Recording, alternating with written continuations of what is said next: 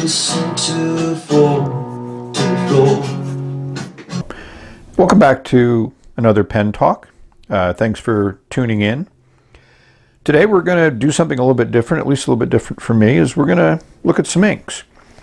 Hopefully we can give you some feel as to what these inks might be like and whether they're an ink that you might want to add to your ink collection.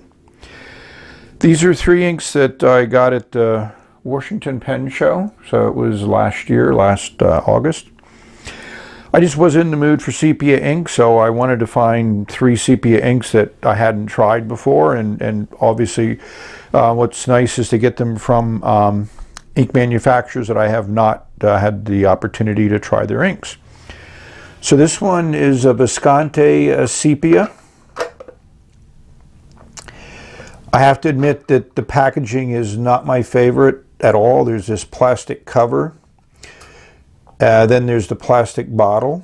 I mean, it's a nice shape, nice design. It's plastic, but if you look at the bottle, you'll notice no place on the bottle does it tell you what the color ink is. So I'm assuming that the cap and this base are supposedly indicative of the color. This is my only Visconti ink, so can't say that that's what they do.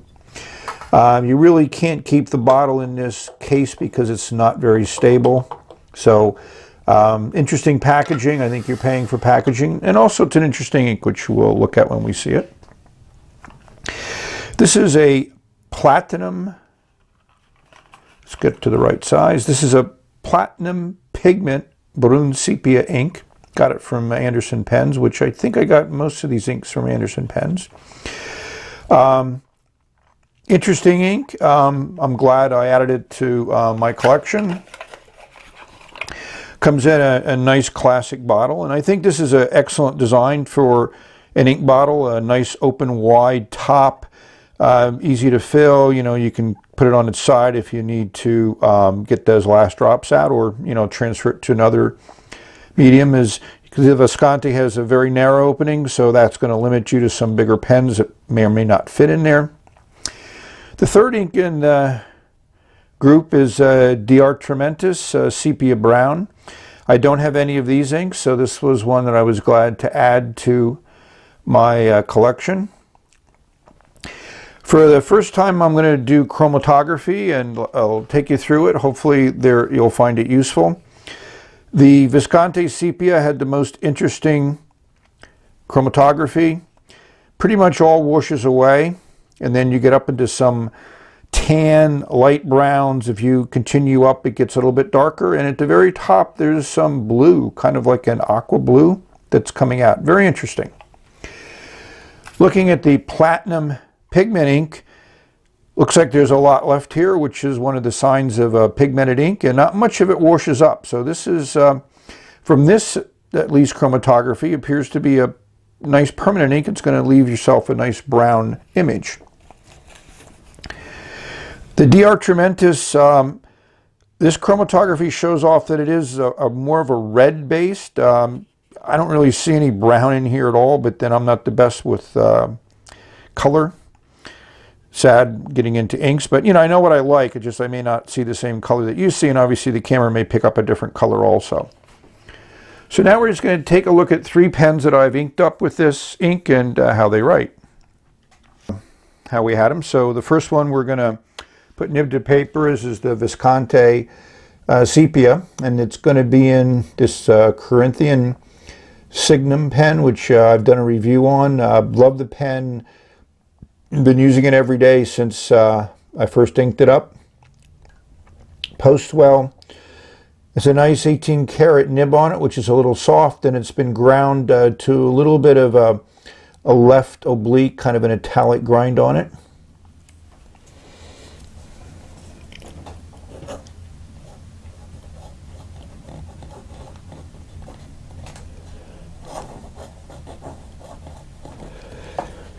One of the things you'll notice right away is this is a very saturated ink.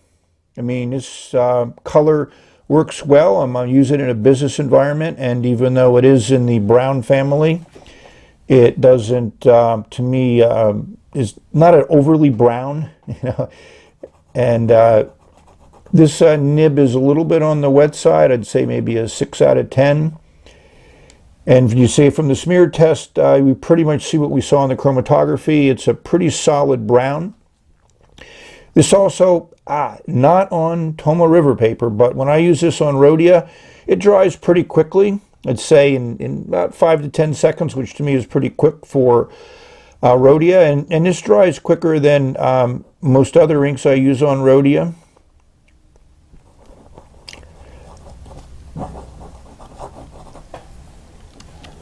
We'll take a little close-up of the writing. There's not a lot of shading in this ink. To say it's very saturated, and you know, from that viewpoint, it does give you a very good look on a paper.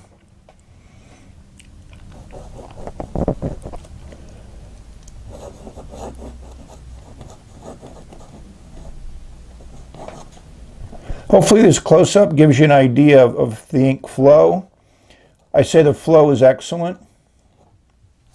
The Signum pens have good flow in them, so this ink does work well with them. So that's the Visconti Sepia. What we're going to look at is the Platinum Brun Sepia pigment ink.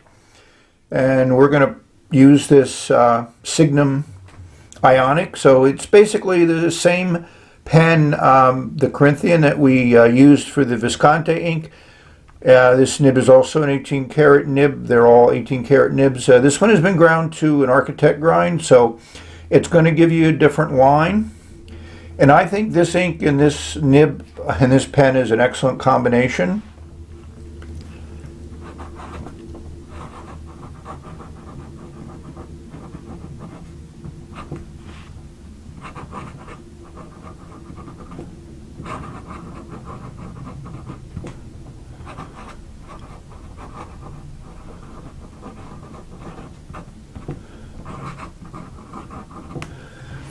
So the architect grind is wider on the horizontal strokes and narrower on the vertical strokes, so kind of the opposite of a stub or an italic nib.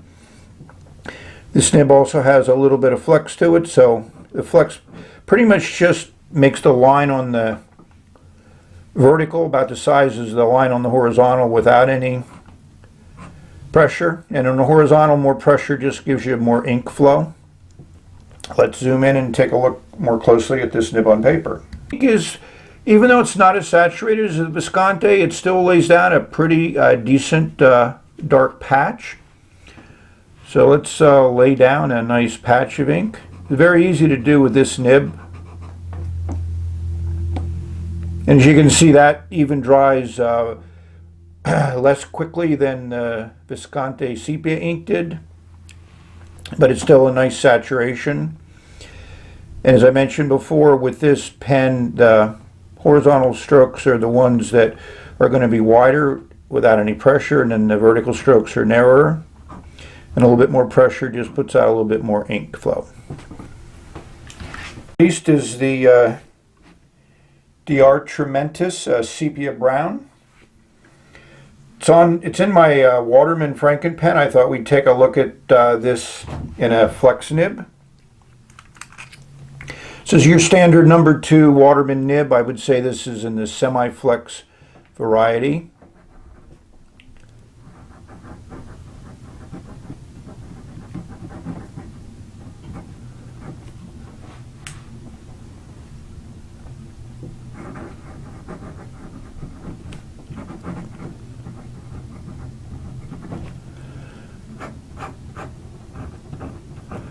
Again, the ink is fairly saturated, as you can see on this Tomoe River paper, but it is light. So if you just, without any flexing, just putting down a small amount of ink, it's light. It's the lighter of these three. It's a decent amount of ink. You can put down a nice patch here. This also has more red in it, but it's not as apparent on this paper as you will see later on when I do my ink drops in water. The ink flow is nice. As you can see, there is also a decent amount of shading. I still think the Platinum Pigmented ink provides more shading of all these three inks, but this one is certainly nice. And all these three inks have their own advantages to them from my perspective. I enjoy all three of them. I alternate from different pens depending upon I'm in the mood, and they all work in a business environment. So now we're going to take a look at something a little bit different. We're going to take a look at the ink in water, something that I wanted to try, and let's see maybe from your comments as to whether you find it useful. In general, I would say that all these inks are nice. I found no real issues with any of them. The pigmented ink does have pigment in it, so it's nice to shake it up, but it doesn't seem to matter when you write with it, so it seems the pigment stays in suspension fairly well.